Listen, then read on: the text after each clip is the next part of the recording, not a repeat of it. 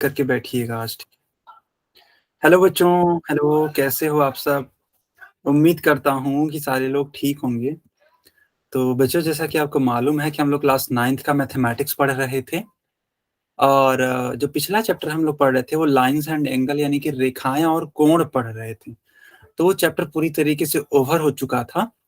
आज से मैं एक न्यू चैप्टर स्टार्ट कर रहा हूँ और यह चैप्टर आपके एग्जाम में आएगा या फिर आ सकता है। ठीक है, अगर आप एनसीईआरटी से देखोगे तो ये चैप्टर नंबर 13 है। ठीक है, अगर आप एनसीईआरटी से देखो तो ये चैप्टर नंबर 13 है। चैप्टर का नेम है सरफेस एरिया एंड वॉल्यूम। इसको हिंदी में बोलते हैं पृष्ठीय क्षेत्रफल और आयतन। क्या आपको ये पूरी बात समझ में आ गई कि हम लोग पढ़ने क्या वाले हैं? Yes sir. Yes sir. बहुत बढ़िया। ठीक है, चलिए अपनी क्लास को स्टार्ट करते हैं। तो चैप्टर का नेम है पृष्ठीय क्षेत्रफल और आयतन। ठीक है, एनसीईआरटी से चैप्टर नंबर 13। बच्चों, हम लोग आज एक्सरसाइज 13.1 को सॉल्व करेंगे। जितने भी क्वेश्चंस हो सकते हैं आज की सेशन में सारे करने की कोशिश करेंगे और सभी को सीखने का प्रयास करेंगे। जहां तक मुझे उम्मीद है कि बच्चों ये वाला चैप्टर आपको थोड़ा सा टफ लगता होगा। क्या ऐसा है, या फिर ये चैप्टर इजी लगता है आपको? ठीक है, इसमें देखो हम लोग क्षेत्रफल के बारे में बात करते हैं। कौन कौन से क्षेत्रफल होते हैं?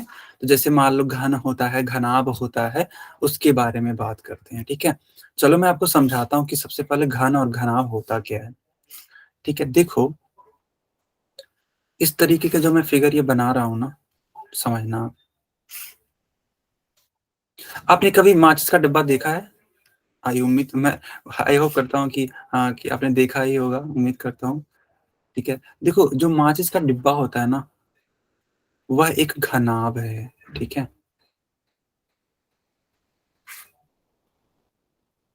मैं बनाता हूं ताकि आप सभी इसे महसूस कर सकें।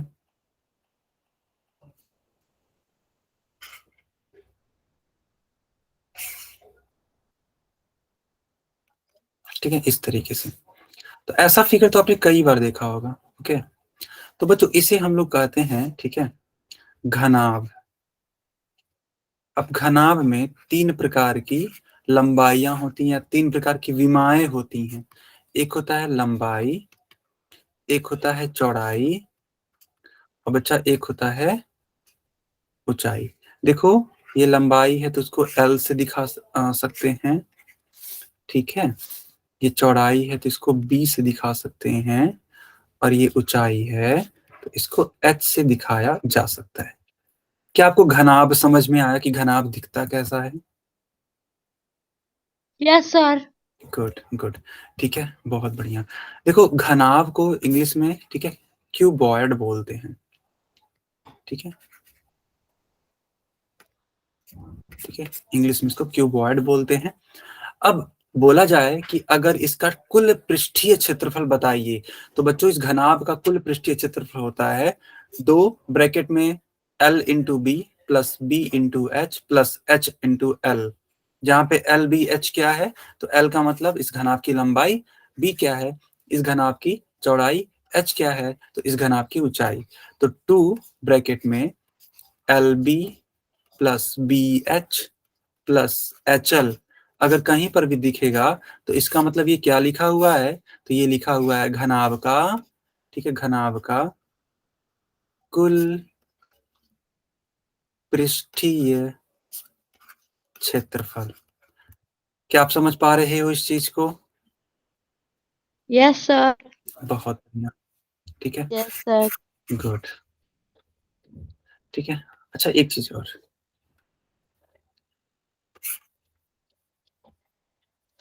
देखो बच्चों ये तो हो गया घनाभ का कुल पृष्ठीय क्षेत्रफल। ठीक है, एक चीज और होती है, जैसे आपने देखा होगा, कमरों को देखा होगा, तो अगर मान लो कमरों को पेंट करना हो तो क्या नीचे भी फर्श को भी पेंट करते हैं?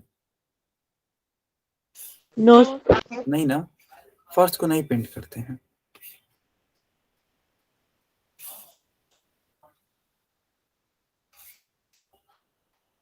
देखो मैं आपको क्या समझाना चाहता हूँ,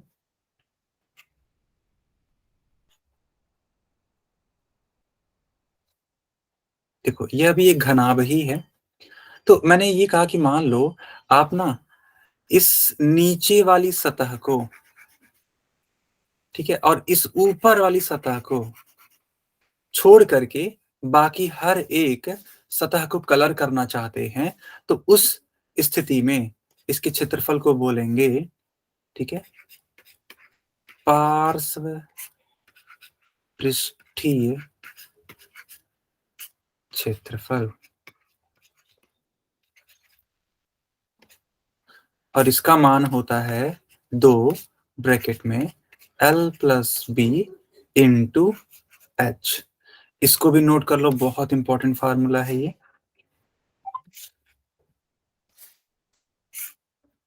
ठीक है बेटा, नोट कर लो।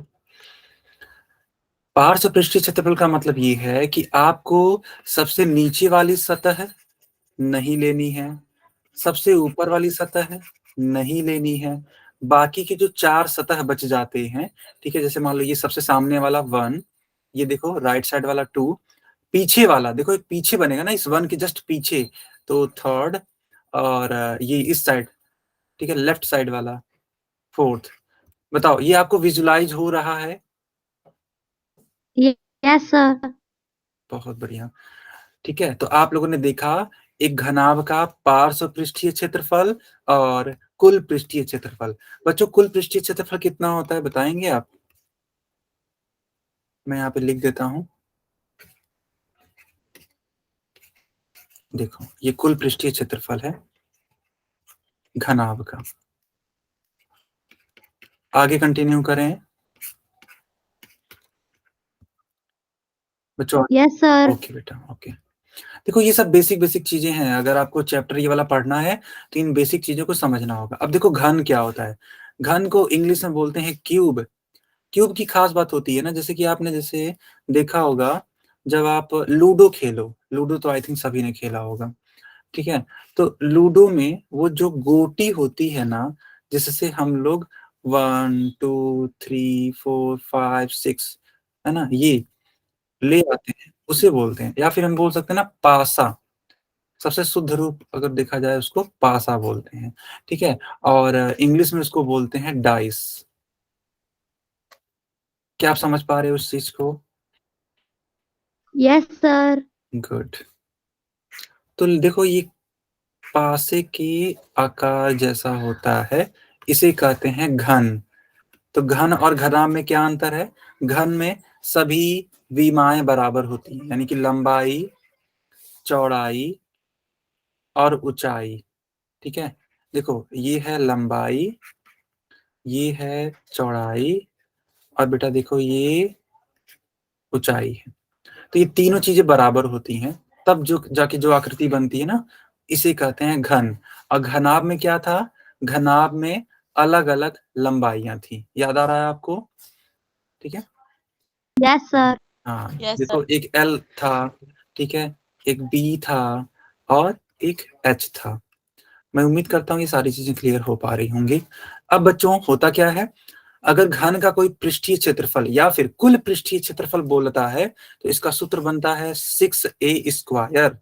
ठीक है, जैसे कि अगर इस घन के बारे में बोला जाए कि बताओ इस घन का, ठीक है, इस घन का कुल पृष्ठीय क्षेत्रफल कितना, तो हो जाएगा यह 6a²। अब बच्चों मान लो कि आपसे बोला गया कि इस नीचे वाली सतह का और इस ऊपर वाली सतह का जो मान है मत कंसिडर करिए, यानी इसको छोड़ दीजिए क्षेत्रफल में। तो देखो फिर से 4 जो सतह है वो बच जाती हैं। सबसे आमने सामने जो है ना ये वाली, जो हम लोग की तरफ है, ये फर्स्ट राइट साइड में देखो, सेकंड इस 1 के जस्ट पीछे 3rd, और ये सबसे लेफ्ट साइड में 4th। तब भी कितनी साइड बची, कितने सतह बचे बच्चा? सर 4। बहुत दो। शानदार, गुड। तो अगर इन चारों सतहों का क्षेत्रफल पूछा जाए तो इसको इंग्लिश में या हिंदी में बोलते हैं पार्श्व पृष्ठीय क्षेत्रफल, और इंग्लिश में बोल देते हैं लैटरल सरफेस एरिया। ठीक है, पार्श्व पृष्ठीय क्षेत्रफल और इंग्लिश में बोलते हैं लैटरल सरफेस एरिया, और इसका मान होता है 4a²। ठीक है, इसका मान होता है 4a²। क्या आपको पूरा इतना थियरी कंप्लीट समझ में आया? Yes sir. Okay, yes sir. Good good, ठीक है, बहुत बढ़िया। अब चलो हम लोग अपने प्रश्नावली पर आते हैं। मैंने जितनी भी बेसिक चीजें होती हैं मैंने आपको सिखा दी, अब प्रश्नावली पर आते हैं। देखो ये है प्रश्नावली 13.1। क्या आप देख पा रहे हैं इस प्रश्नावली को? Yes sir. है ना, गुड। सभी लोगों ने अपनी अपनी बुक खोली हुई है एनसीईआरटी? बताओ जल्दी से। अगर नहीं खोली है तो बेटा ओपन कर लो। ठीक है, यस सर। देखो 13.1 का जो पहला क्वेश्चन है ये क्या बोल रहा है?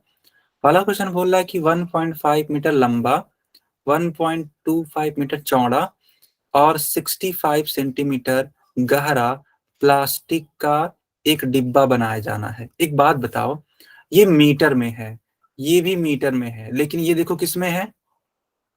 सेंटीमीटर में। तो सबसे पहला काम ये होना चाहिए ना कि अगर अलग अलग यूनिट यूज की गई है तो उस यूनिट को सेम करना। तो हम क्या करेंगे, या तो इस मीटर को सेंटीमीटर में चेंज कर लेंगे या फिर इस सेंटीमीटर को मीटर में चेंज कर लेंगे। तो देखो बेटा, मैं यहाँ पे इसको हल करता हूँ, ध्यान देना आप। कहीं भी परेशानी हो तो हमसे पूछना, ठीक है?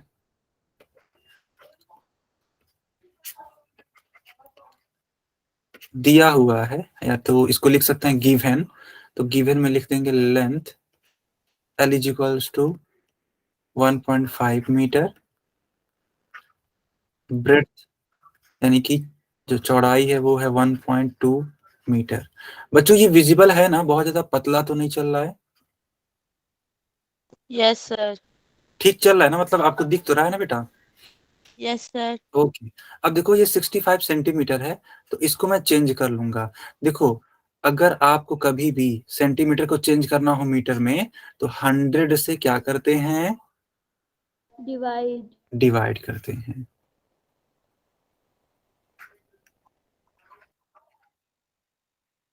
तो जब आप इसको डिवाइड करोगे 100 से तो आ जाएगा 0.6 मीटर, सॉरी 65 मीटर। इतना क्लियर है? Yes sir.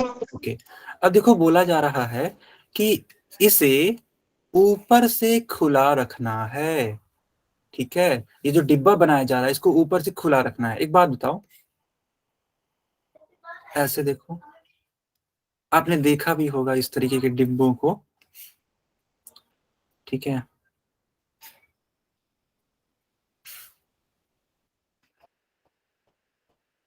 देखो बच्चों ध्यान से समझोगे ना तो हर एक चीज समझ में आएगी, लेकिन उसके लिए पूरा ध्यान स्क्रीन पर केंद्रित होना चाहिए, और जैसे मैं समझा रहा हूँ चीजों को वैसे समझना है आपको। तो देखो बेटा, बोला जा रहा है ना कि सब तो आपका ठीक है लेकिन ऊपर पूरा खाली है, यानी ऊपर किसी भी प्रकार का प्लास्टिक नहीं लगाया हुआ है। क्योंकि देखो यहाँ पे सवाल में बोला है कि इसे ऊपर से खुला रखना है, तो जब ऊपर किसी प्रकार का प्लास्टिक नहीं लगाओगे तभी तो ये खुला रहेगा, है कि नहीं? Yes sir. है ना? बाकी जगहों पर जहां मैंने शेडेड नहीं किया है, बाकी जगहों पर क्या है? प्लास्टिक लगा हुआ है, लेकिन जहां मैंने शेडेड पार्ट बनाया है ग्रीन कलर से, वो आपका प्लास्टिक नहीं लगा है। ठीक, अब क्या बोल रहा है? डिब्बा बनाने के लिए आवश्यक प्लास्टिक शीट का क्षेत्रफल बताइए। तो जितना भी डिब्बा बनाने के लिए प्लास्टिक लग रहा है उसका क्षेत्रफल बताना है।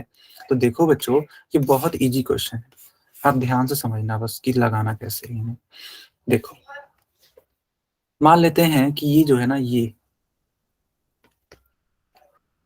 देखो, ये मान लेते हैं कि ये है लेंथ। ठीक है, ये है लेंथ। ये मान लेते हैं ब्रेड्थ है बी। ठीक है, और ये मान लेते हैं एच यानी कि ऊंचाई। ओके, तो अगर ऐसा है तो एक बात बताओ, यहां पर, ठीक है, यहां पर ये जो चारों सतह हैं, ये वाली, इसके पीछे वाली, इसके दाएं वाली और सामने वाली, ये सभी सतहें काम में लाई जा रही हैं, और तो और नीचे वाली सतह भी लाई जा रही है काम में। तो एक काम करेंगे, हम पहले पार्श्व पृष्ठीय क्षेत्रफल निकाल के नीचे वाला क्षेत्रफल जोड़ देंगे, क्योंकि पार्श्व पृष्ठीय क्षेत्रफल का मतलब ही होता है, ठीक है, ये जो चारों सतहें हैं जो हम लोग के सामने हैं, इनका क्षेत्रफल। ठीक है, तो इस वाले बर्तन का, ठीक है, पार्श्व पृष्ठीय क्षेत्रफल कितना होगा, या फिर ऐसे भी लिख सकते हैं, सीधे लिख सकते हैं कुल पृष्ठीय क्षेत्रफल, उसमें भी कोई दिक्कत नहीं है। तो कुल पृष्ठीय क्षेत्रफल बराबर 2 ब्रैकेट में L plus B into H plus, अब देखो ये वाली सतह नीचे वाली, ठीक है, ध्यान देना आप लोग थोड़ा, क्योंकि ये सब विजुलाइज करने के ऊपर है। जरा सा भी ध्यान दोगे तुरंत आपको समझ में आ जाएगा। देखो हमने सारी सतहों को ले लिया, जो 4 सतहें हैं, ठीक है, बस नीचे वाली सतह को नहीं लिया है। तो जो मैंने ये कलर किया ना, अब इसे भी लेना पड़ेगा। तो इसके लिए क्या लेना है, तो देखो बेटा, एक लंबाई है और एक चौड़ाई है, यानी कि प्लस करके L इंटू बी कर देंगे। अब दिए गए मानों को रख दीजिए 2 ब्रैकेट में। L का मान बताइए कितना, 1.5 मीटर। गुड 1.5। बी का मान बताइए बच्चों, सर 1.25 मीटर। यस 1.25, 25 नहीं, इसको 25 पढ़ेंगे, ओके। इनटू एच, एच का मतलब कितना है, अरे ये सी लिख दिया क्या मैंने, सॉरी यार, सी नहीं रहेगा ये, एल बी एच रहेगा ये। तो एच का मान बच्चों कितना है, 65 सेंटीमीटर। ठीक है, मीटर में कितना हो जाएगा, 0.65। और ये देखो एल इंटू बी, क्योंकि एक सतह और एक्स्ट्रा है तो उसको भी ले लेंगे हम। तो एल की वैल्यू कितनी, 1.5 इंटू बी कितनी है, तो 1.25। बच्चों इसी को सॉल्व करना है हमें, तो जल्दी से सॉल्व करिए और देखिए कितना आता है। अब देखो 1.5 को हम ऐड करेंगे 1.25 में, तो देखो ये हो जाएगा 5, ये हो जाएगा 7, 112। अब इतने का मल्टीप्लाई कराएंगे इस वाले वैल्यू में। एक काम करते हैं, इस 2 का मल्टीप्लाई इस 0.65 में कर लेते हैं, ठीक है। तो कितना हो जाएगा, 1.30 हो जाएगा ना, जी हाँ 1.30 हो जाएगा, मल्टीप्लाई कर लीजिए, ठीक है। 5 3 जा 15 को 1 आपका कैरी हो जाएगा, 7 3 जा 21, 22 हो जाएगा ये, तो 2 कैरी हो जाएगा, 3 2 जा 6, 6 एंड 2 8 होता है। फिर ये देखो 5 7 एंड ये 2, यानी कि 0 5, और ये आपका हो जाएगा बेटा 5 to 7, और ये 5 1 कैरी, इतना 1 2 3 4, यानी कि 1 2 3 4। बेटा ये पूरा सॉल्व करने पे ना आंसर आ रहा है 3.575। जीरो का कोई सेंस नहीं है, प्लस अभी देखो इसको सॉल्व करना बाकी है, इसको भी सॉल्व करिए। चलिए बेटा इसको भी सॉल्व करिए। तो 1.25 और इसका मल्टीप्लाई करना है 1.5 में, तो 5 5 जा 25, 2 कैरी, 5 2 जा 10, ये 12 हो जाएगा 2, यानी 1 कैरी, 5 1 जा 5, यानी कि 6 हो जाएगा, 5 2 1 7, इस तरीके से 1 2 3, यानी कि 1.875। बच्चों ये पूरी वैल्यू इसमें ऐड कर दीजिए। अब अगर ये जीरो नहीं लगाएंगे तब भी चलेगा, ऐसा कोई इशू नहीं है, ठीक है। तो 575 आप इसमें ऐड कर दो,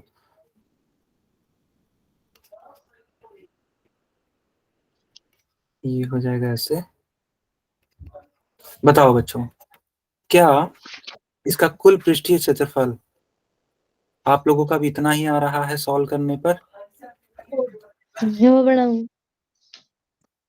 क्या हुआ बेटा,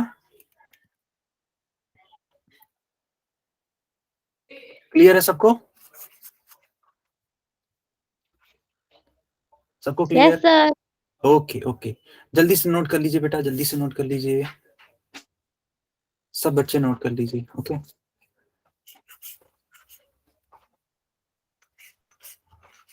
ये देखो कैलकुलेशन तो आपको करना पड़ेगा, ये ऐसा चैप्टर है ना जिसमें बिना कैलकुलेशन के आप आंसर ला ही नहीं सकते हैं। तो अगर आप ये सोच रहे हो कि सर मैं कैलकुलेशन नहीं करूंगा या करूंगी, तो बेटा नहीं हो पाएगा। सबको समझ में आया कि नहीं आया, पहले ये बताओ। Yes, sir. Yes, sir. Okay good, yes, समझ में आना चाहिए, वो सबसे ज्यादा इम्पोर्टेंट है। ठीक है, क्या आप लोग नोट कर रहे हो? Yes, sir. ओके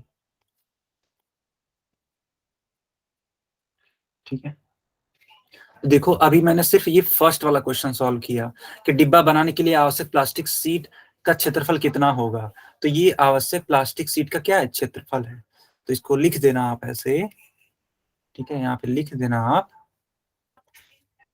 कि प्लास्टिक सीट का क्षेत्रफल। और ये अभी आपने जो भी क्वेश्चन लगाया, ये अभी फर्स्ट वाला लगाया, अभी देखो सेकंड वाला बचा हुआ है, उसको भी लगाते हैं। बेटा ये आपने सॉल्व कर लिया, आगे कंटिन्यू करें? बच्चों कंफर्म करो, ठीक है।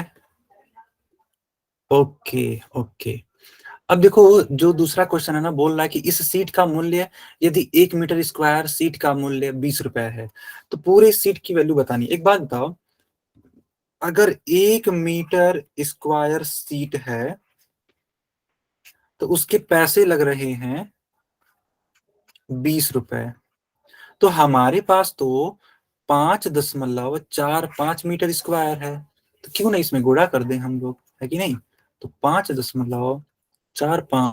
मीटर स्क्वायर सीट के लिए कितने पैसे लगेंगे। चलो बच्चों ये आपका काम है, गुणा करके बताओ जल्दी से कितना आ रहा है, यानी कि 5.45 का गुणा करना है 20 में, बताओ कितना आ रहा है। मैं ही कर दूं क्या?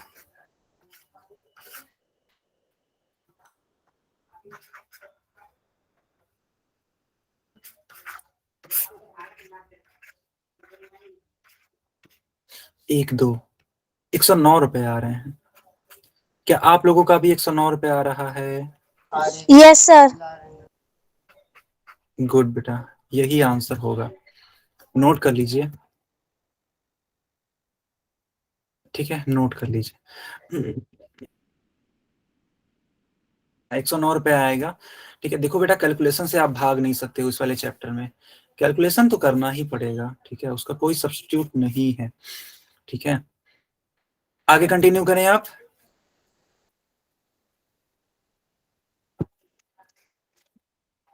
बच्चों अच्छा बताओ, पहला क्वेश्चन अच्छे से समझ में आया कि नहीं आया, पहले मुझे ये बताओ एकदम अच्छे से। Yes, sir.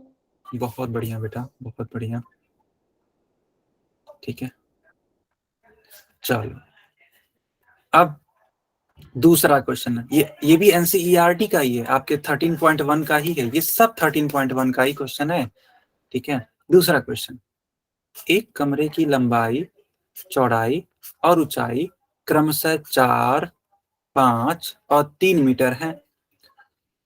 7.50 रुपए प्रति मीटर स्क्वायर की दर से इस कमरे की दीवारों और छत पर सफेदी कराने का व्यय ज्ञात कीजिए। एक बात बताओ, जैसे मान लो कोई कमरा है, ठीक है, मेरी बात को समझना आप,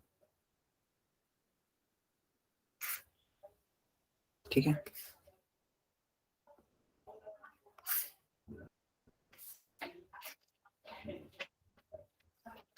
ठीक है, इस तरीके से मान लो कोई कमरा है और आप इस कमरे को कलर कराना चाहते हैं। अब कमरा है तो इस तरीके से घनाभ बनाएगा। क्यों? क्योंकि इनकी लंबाई, चौड़ाई और ऊंचाई अलग अलग दे रखी है।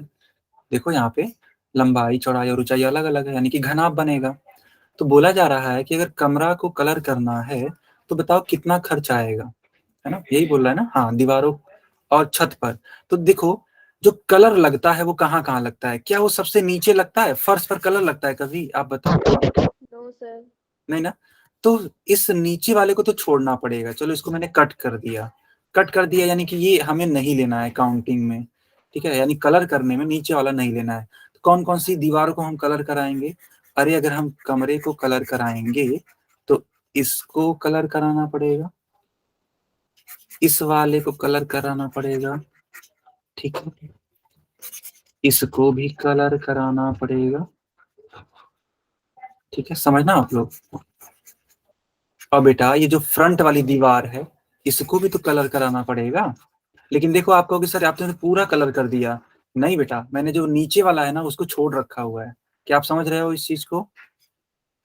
Yes sir. गुड बेटा, गुड। अब देखो, अभी एक चीज और छूटी हुई है, वो क्या है? वो है ऊपर वाली छत। एक बात बताओ, ऊपर वाली ये जो छत है उसको भी तो कलर कराना पड़ेगा, है कि नहीं? क्योंकि इसने बोल रखा है साफ साफ। देखो, दीवारों और छत पर लगी जो सफेदी है उसको खर्च कितना आ रहा है कराने पर। तो ये सारी चीजें हैं, यानी कुल मिलाकर के आप बस नीचे वाली जो सतह है उसको कलर नहीं करा रहे हैं, बाकी हर एक चीज कलर हो रही है, ठीक है? अगर आपको इतना समझ में आया तो जल्दी से बताइए, फिर हम आगे बढ़ें। इतना आ गया? Yes sir. ओके बेटा। अब ध्यान देना, हम क्या करेंगे कि कुल क्षेत्रफल लिख देंगे ऐसे, और कुल क्षेत्रफल लिखने के बाद ये जो चार दीवारें हैं, ठीक है, 1 2 3, और ये जो सामने वाली है 4, ठीक है, सामने वाली, ठीक है, ये पूरा 4 हम कलर कराएंगे, ठीक है? अच्छा, तो इसके लिए आप सूत्र यूज करते हैं 2 ब्रैकेट में L plus B into H, क्योंकि इसी को बोलते हैं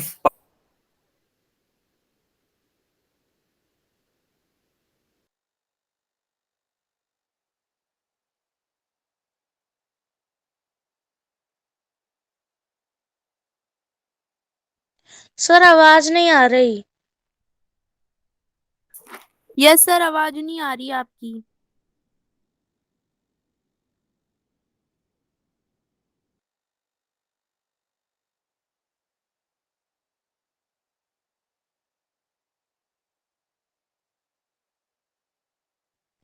सर आपकी आवाज नहीं आ रही बिल्कुल भी। बच्चों, मेरी आवाज आ रही है? यस सर, अब आ रही है। ओके ओके, ठीक है, ठीक। देखो, मैं आपको ये समझा रहा था कि जैसे कि आप जब पार्श्व पृष्ठीय क्षेत्रफल के बारे में बात करते हो ना, तो जो नीचे वाली सतह होती है उसको छोड़ना पड़ता है, जो ऊपर वाली सतह होती है उसको छोड़ना पड़ता है। आप समझ पा रहे हो इस चीज को? Yes sir. गुड बेटा, गुड। अगर ये समझ में आ गया तब तो बहुत अच्छी बात है। और देखो, इसी पार्श्व पृष्ठीय क्षेत्रफल का जो क्षेत्रफल होता है वो होता है 2 ब्रैकेट में L plus B into H। लेकिन एक बात बताओ, अगर पार्श्व पृष्ठीय क्षेत्रफल होता तो मात्र हम इतना कंसिडर करते हैं, लेकिन यहाँ पे तो छत वाले को भी कंसिडर करना है, ठीक है? तो जब छत को कंसिडर करना है तो एक बात बताओ, ये अगर लंबाई है, ये चौड़ाई है और ये ऊंचाई है, तो ये क्या होगी? ध्यान देना, ये लंबाई होगी कि नहीं होगी बेटा? होगी ना? ये लंबाई हो जाएगी और ये क्या हो जाएगी? ये आपकी चौड़ाई हो जाएगी। यानी कि आपको एक और एरिया जोड़ना पड़ेगा, वो है L गुणे B। बस अब दिए गए मानों को रखना है, तो आप क्या कर दो, 2 ब्रैकेट में L का मान कितना? देखो, सवाल में दे रखा है L का मान। देखो, L का मान 5 मीटर, B का मान बेटा 4 मीटर और H का मान 3 मीटर, ठीक है? तो L का मान 5, B का मान 4, H का मान 3, L गुणे B यानी कि 5 गुणे 4, यहाँ देखो 5 गुणे 4 यानी कि 9 होता है। यहाँ 5 चौक के 20, ठीक है। 9 त्रिक 27 दूना 54 प्लस 20 यानी कि 74। 74 मीटर है ना? हाँ, तो जब मीटर है तो मीटर में ही उत्तर आएगा, तो मीटर स्क्वायर। तो बेटा कुल क्षेत्रफल इस कमरे का कितना हो जाएगा बताओ? 74। हाँ, 74 मीटर स्क्वायर। वो भी ये कौन सा वाला पार्ट है? ये बस कलर करवाने वाला पार्ट है, ठीक है। अगर आज के नीचे वाले को कंसिडर करोगे तो वहां तो कलर कराना ही नहीं है ना, तो उसको मैंने कंसिडर नहीं किया है बस। अब देखो क्या करना है, ध्यान देना। बोला जा रहा है कि जो पैसा लगेगा 1 मीटर स्क्वायर का, वो लगेगा 7.50 रुपए। तो देखो 1 मीटर स्क्वायर का पैसा, या फिर बोल सकते हैं व्यय, ठीक है, का व्यय। व्यय मतलब खर्चा, वो दे रखा है सवाल में 7 रुपए 50 पैसे। लेकिन हमारे पास कितना है? हमारे पास तो 74 मीटर स्क्वायर है, ठीक है। तो आप क्या करोगे, यहाँ लिखोगे 74 मीटर स्क्वायर का व्यय, ठीक है। इसमें आप ऐसे गुणा करा दो। कौन बच्चा बताएगा कि 74 का गुणा 7.50 में कराने पे कितना आता है? अगर आप शून्य को छोड़, सर 555.00। सॉरी मैं समझ नहीं पाया, फिर से बोलना। सर 555। 555 आ रहा है, ओके। Yes sir. ओके, एक बार मैं भी कंफर्म कर लेता हूँ, एक सेकेंड। 2 कैरी हो जाएगा, 2 हो जाएगा ऐसे। एकदम सही बोला आपने, बहुत ही शानदार उत्तर आपने बताया, ठीक है। गुड जॉब बेटा, गुड जॉब। आपका टोटल खर्चा कितना लगेगा? 555 रुपए। सभी बच्चों को समझ में आया कि नहीं आया, पहले ये बताइए बेटा। सभी को ये सवाल आ गया? अरे वाह, बहुत बढ़िया। जब आप कमेंट में इस तरीके से बोलते हो ना, मेरे को बहुत अच्छा लगता है, बहुत अच्छा लगता है, ठीक है। गुड, गुड बेटा। हाँ, चलो देखो, कैलकुलेशन तो करना पड़ेगा ना। यस, कैलकुलेशन करना पड़ेगा, और ये सारी चीजें ऐसे ही होने वाली हैं, ठीक है। आगे कंटिन्यू करें बेटा। Yes sir. Okay, good. चलो, बहुत अच्छी बात है। अब देखो थर्ड क्वेश्चन, ये भी आपकी एनसीईआरटी का ही है। थर्ड क्वेश्चन एकदम सीरियल वाइज करा रहा हूँ ताकि किसी को भी परेशानी ना हो। और देख लेना, ये जितने भी क्वेश्चंस आप सीख रहे हो, ये सब के सब एग्जाम के पॉइंट ऑफ व्यू से बहुत इंपॉर्टेंट है। हो सकेगा ना तो इसी में से एग्जाम में से आ जाएगा, या तो इसी के टाइप का आएगा। दो बातें हैं, या तो यही एग्जैक्ट आ सकता है, या फिर इसी टाइप का आ सकता है। तो दोनों ही फायदा है ना। अगर आपने सीखा है तो आप लगा सकते हो, क्योंकि देखो यार, मैथमेटिक्स में सवालों का कोई अंत तो होता नहीं है, ठीक है। तो जितना सीखोगे आप, उतना ही आपके लिए बेनिफिट होगा। अब ध्यान दो, क्वेश्चन नंबर थर्ड। किसी आयताकार हॉल के फर्श का परिमाप 250 मीटर है। देखो बेटा, एक आयताकार हॉल है, यानी वही कमरा है समझ लो, ठीक है। लेकिन वो आयताकार है, यानी कि घनाभ बनेगा, अभी देख लेना, ठीक है। देखो इस तरीके से है,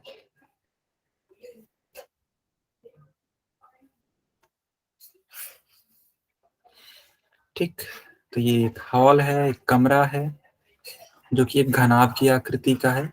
बोल रहा है कि किसी आयताकार हॉल के फर्श का परिमाप 250 मीटर है। तो फर्श कहाँ है, पहले मैं उसको कलर कर देता हूँ, ठीक है। देखो बेटा, फर्श ये है, आप देख रहे हो इस फर्श को? बताओ जल्दी से, फर्श को देख रहे हो? गुड बेटा। तो ये फर्श का परिमाप दे रखा है। देखो, जब भी किसी प्रकार की आयत का परिमाप मालूम हो ना, आयत का परिमाप, बेटा आयत का परिमाप जो होता है, इसका सूत्र बनता है 2 ब्रैकेट में l प्लस बी, जहाँ पे l क्या है, l इसकी लंबाई है आयत की, b क्या है, इसकी चौड़ाई है। तो मान लो, ठीक है, मान लो कि इस वाले की लंबाई l है और इसकी चौड़ाई बेटा मान लो b है, और ये रही इसकी ऊंचाई h। ठीक, तो एल बी हमने मान लिया, तो इसका परिमाप हमें मालूम चल जाएगा, हाँ 2 इन ब्रैकेट में एल प्लस बी। चलो और क्या बोला है, तो बोल रहा है कि यदि 10 रुपए प्रति मीटर स्क्वायर की दर से चारों दीवारों पर पेंट कराने की लागत, ठीक है, 15,000 रुपए है। बोला जा रहा है कि जो चारों दीवारें हैं ना, ठीक है बेटा ध्यान देना, ये जो चारों दीवारें हैं, मान लो एक दीवार तो ये, एक ऊपर वाली, एक इस साइड वाली और एक सामने वाली ये वाली, इन चारों ही दीवारों को अगर कलर कराया जाए, ठीक है, चारों ही दीवारों को कलर कराया जाए तो उसकी लागत यानी पैसा जो खर्च आता है वो 15,000 रुपए आता है। ठीक है, अब ध्यान देना आप लोग, बोला है कि इस वाले हॉल की ऊंचाई कितनी होगी। एक बात बताओ, यहाँ पे आयताकार हॉल का जो फर्श है वो परिमाप दे रखा है 250 मीटर, यानी कि क्या ये दे रखा है 2 ब्रैकेट में l प्लस बी का मान कितना, 250 मीटर। बताओ बच्चों, ये दे रखा है कि नहीं दे रखा है, पहले मुझे आप ये बताओ। Yes sir. है ना, बिल्कुल। आप ध्यान से पढ़ो, ये जो पहली लाइन है ना, यही खुद बोल रही है कि किसी आयताकार हॉल के फर्श का परिमाप यानी कि 2 ब्रैकेट में l प्लस बी का मान दे रखा है 250 मीटर, तो वही मैंने यूज कर लिया यहाँ पे, है ना। अच्छा, इसके बाद देखो, बोल रहा है कि अगर आप 10 रुपए प्रति मीटर स्क्वायर की दर से कलर कराते हो तो टोटल खर्चा बैठता है 15,000। एक बात बताओ, मान लो एक आइसक्रीम है, मेरी बात समझना बेटा, ठीक है, अगर आप समझ गए तो आपको दिक्कत नहीं होने वाली है। लेट सपोज एक आइसक्रीम है, ठीक है, इस तरीके से एक आइसक्रीम है, एक आइसक्रीम का दाम है 10 रुपए मान लेते हैं। तो इसी प्रकार की अगर आप मान लो आप 5 आइसक्रीम खरीदते हो तो आपको कितने रुपए देने पड़ जाएंगे, सर 50। 50 रुपए, सबने मल्टीप्लाई कर दिया होगा, गुड यस सर। गुड, 50 रुपए देने पड़ जाएंगे। अब मैं क्या करता हूं, इस बीच वाली वैल्यू को पूरा इरेज कर देता हूं। अब सवाल सुनना मेरा, अब मैंने कहा कि 10 रुपए की एक आइसक्रीम है और तुम्हारे खर्च हो जाते हैं टोटल 50 रुपए, तो बताओ तुमने कितने आइसक्रीम खरीद लिए। सर 5।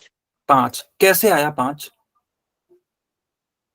सर क्योंकि एक आइसक्रीम 10 रुपए की है तो 5 आइसक्रीम 50 रुपए की होगी। यानी कि आपने इसको डिवाइड किया, कहने का मतलब ये है कि नहीं, यस सर। है ना। Same, yes sir. सेम काम यहाँ करना है, सेम एग्जैक्ट सेम काम यहाँ करना है। यहाँ देखो टोटल, ठीक है, जो कुल लागत आ रही है, कुल लागत वो आ रही है बेटा 15,000 की, ठीक है। और अगर 1 मीटर स्क्वायर की लागत देखें, ठीक है, 1 मीटर स्क्वायर की लागत अगर देखें तो है 10 रुपए, ठीक है, ध्यान देना। देखो मैथमेटिक्स ना एक बहुत ही ब्यूटीफुल सब्जेक्ट है, जितना अच्छे से पढ़ोगे उतना बेहतरीन ढंग से आएगा।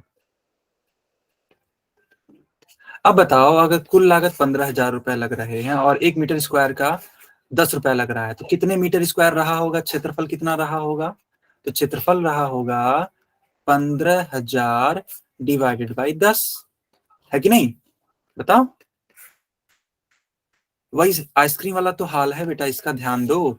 50 रुपए का टोटल आइसक्रीम खरीदा आपने, एक आइसक्रीम 10 रुपए की, तो इस 10 से डिवाइड कर दो, यानी कि कुल आपने 5 आइसक्रीम खरीदे। तो वही मैंने यहाँ पे बोला कि कुल क्षेत्रफल कितना होगा, तो कुल क्षेत्रफल हो जाएगा 15,000 बटे 10, यानी कि 1500 मीटर स्क्वायर। बताओ ये पूरा का पूरा लाइन समझ में आया कि नहीं आया।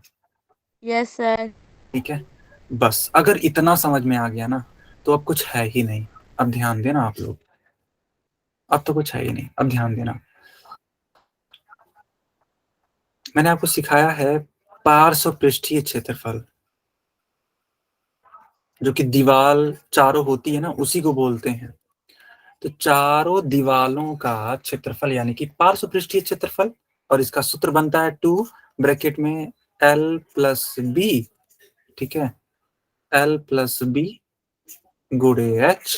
देखो यही वाला सूत्र मैंने आपको सिखाया था पहले भी, अगर आपने इसको नोट किया हो तो। आपने नोट किया था ना बेटा कि नहीं किया था? यस सर, नोट किया था। किया था ना, अरे वाह, तब तो ठीक है, फिर पीछे जाने की जरूरत ही नहीं है। तो पार्श्व पृष्ठीय क्षेत्रफल यानी कि चारों दीवारों का क्षेत्रफल जब भी पूछा जाता है तो यही वाला सूत्र लगाते हैं, ध्यान रखिएगा आप लोग, जब भी चारों दीवारों का क्षेत्रफल पूछे। तो चलो मैंने सूत्र ये लगा दिया। एक बात बताओ, समीकरण 1 में क्या हमें 2 ब्रैकेट में L+B का मान मालूम है? Yes sir. है ना? कितना यस है? सर। इस पूरे की वैल्यू बेटा कितनी 50 है? मीटर। हाँ जी, 250 मीटर है ना? Yes sir. एच हमें नहीं मालूम है और हमें एच ही निकालना है, कोई बात नहीं, एच निकालना है। एक बात बताओ, ये कुल पार्श्व पृष्ठीय क्षेत्रफल क्या हमें ये भी मालूम है? Yes sir. कितनी है वो? Sir 1500 metre square. बहुत बढ़िया, बहुत ही शानदार बेटा। इसलिए एच का मान हो जाएगा 1500 डिवाइडेड बाई 250। एक जीरो से एक जीरो काट दो, 25 छके 150, यानी कि 6 मीटर आपका फाइनल उत्तर आएगा। बताओ आएगा कि नहीं आएगा? Yes sir. गुड। सब बच्चों को आया समझ में बेटा? Yes sir. अरे वाह, गुड गुड। Yes sir. चलो नोट कर लो, चलो नोट कर लो बेटा। मजा आ रहा है ना पढ़ के? कोई दिक्कत?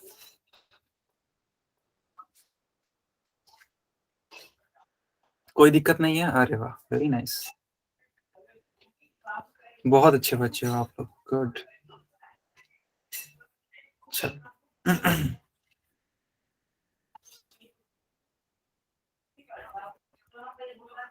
नोट हो गया बेटा यहाँ तक, है ना?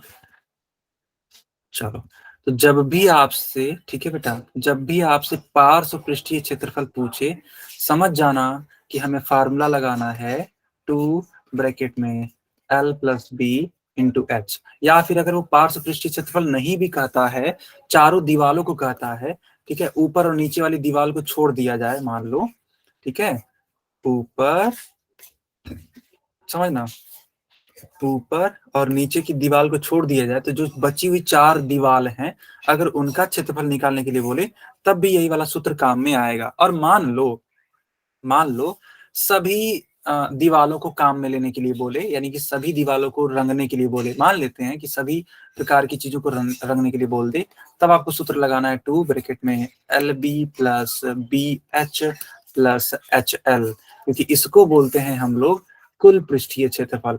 और जो ये वाला है ना बेटा सूत्र, ये वाला, इसको बोलते हैं पार्श्व पृष्ठीय क्षेत्रफल। आप अंतर समझ पा रहे हो ना दोनों में कि कब लगाना है? Yes sir. गुड गुड बेटा। अब देखो चौथा क्वेश्चन, लिखा है कि किसी डिब्बे में भरा हुआ पेंट इतना मीटर स्क्वायर है कि क्षेत्रफल पर पेंट करने के लिए पर्याप्त है। यानी कि मतलब अगर इतना कोई एरिया होगा तो आराम, इस डिब्बे के पेंट से 22.5 सेंटीमीटर, यानी देखो बेटा ये लंबाई दे रखा है उस ईंट का, है ना, या हाँ ईंट है ना, जी हाँ ईंट है, तो उस ईंट का ये लंबाई है, ये चौड़ाई है और ये ऊंचाई है। इन तीनों विमा, विमा मतलब होता है जो इनकी लंबाई है, चौड़ाई है, ऊंचाई, उनको विमा बोलते हैं, वाली कितनी ईंट पेंट की जा सकती है। अच्छा, तो एक काम करना, आप ना इन तीनों विमाओं की सहायता से उस ईंट का क्षेत्रफल निकाल लेना। क्योंकि देखो बेटा, जो ईंट होता है वो कुछ ऐसे ही होता है, एक घनाभ के आकार का ही तो होता है ईंट। बताओ एक घनाभ के आकार का होता है कि नहीं होता है, पहले ये बताओ। Yes sir. है ना? गुड। देखो ये मैं ना एक ईंट बना देता हूँ, आपको समझना है। देखो ये मान लो ये एक ईंट है जो कि एक घनाभ की आकृति का है। अब बोला जा रहा है इस ईंट की लंबाई, चौड़ाई और ऊंचाई। चलो लिख लेते हैं हम जल्दी से। तो L है 22.5 सेंटीमीटर, B है 10 सेंटीमीटर, H है 7.5 सेंटीमीटर। आपको बताना है इस प्रकार की कितने ईंट रंग सकते हैं। आपको बताना है कि बताओ इस प्रकार की कितने ईंटों को कलर किया जा सकता है इतने, है ना, मीटर स्क्वायर के क्षेत्रफल वाले पेंट से। अच्छा तो एक काम करो ना, आप इस एक ईंट का क्षेत्रफल निकाल लो, ठीक है?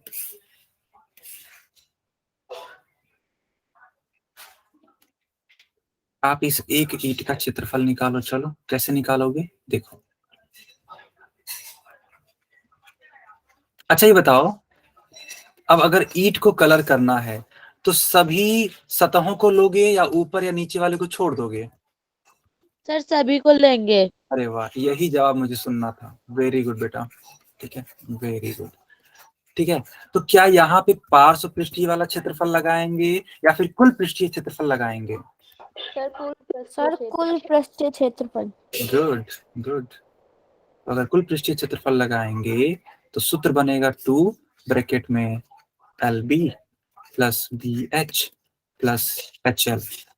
आप लोग जल्दी से कैलकुलेट करके बताओ। देखो L का मान मैं रख देता हूँ 22.5 गुणे B का मान हो गया 10, तो B का मान 10, H का मान 7.5, फिर H यानी कि 7.5 गुणे L यानी कि 22.5।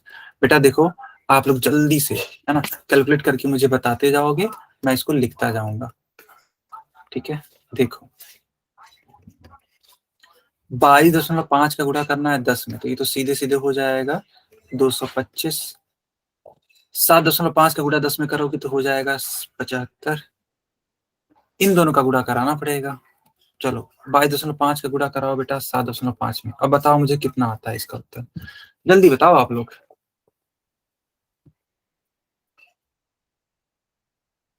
कोई बताया क्या? मैं ही करूं? चलो मैं ही करता हूँ।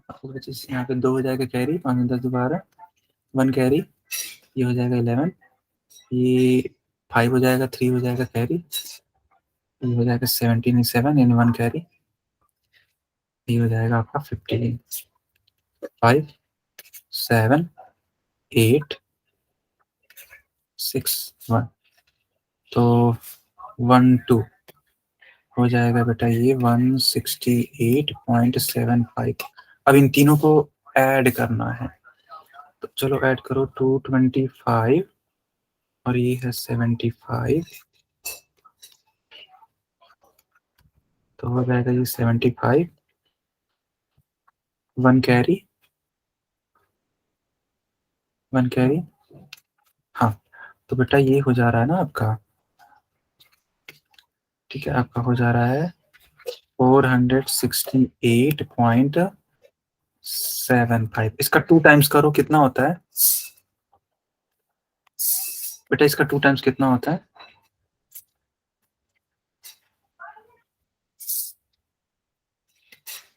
1 कैरी,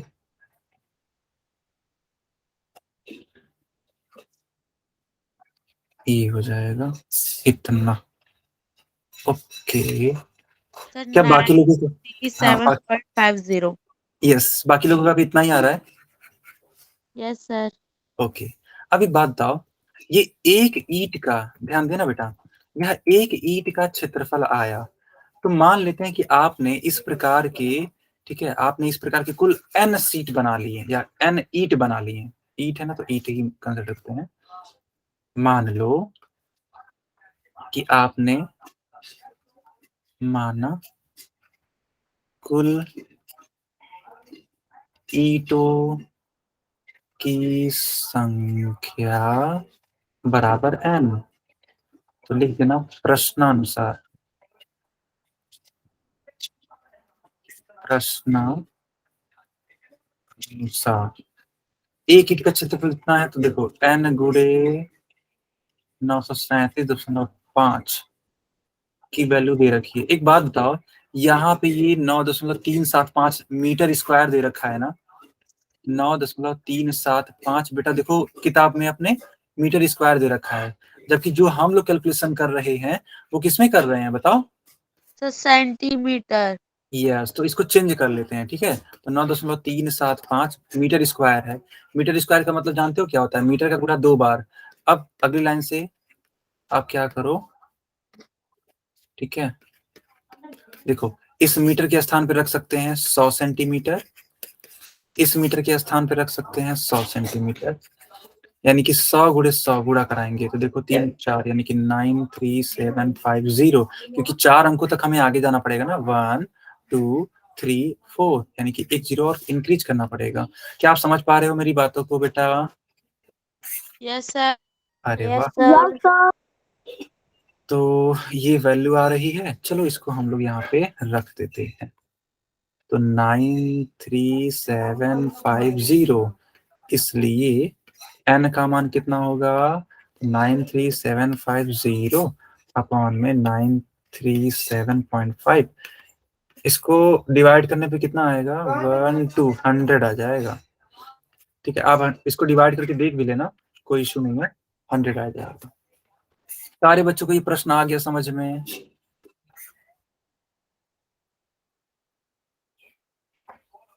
बेटा आ गया सबको समझ में? Yes sir. बहुत बढ़िया, नोट कर लो आप लोग। तो बच्चों ये क्लास यहीं पे ओवर होती है। कोई भी डाउट हो तो पूछ लो हमसे आज वाली क्लास से रिलेटेड। कोई डाउट है किसी का? No sir. Okay okay okay, ठीक है बच्चों, bye bye, take care, good night. ठीक है, सबको समझ में आया ना अच्छे से? सबको आया समझ? बताइए। यस सर, आ गया। Yes sir.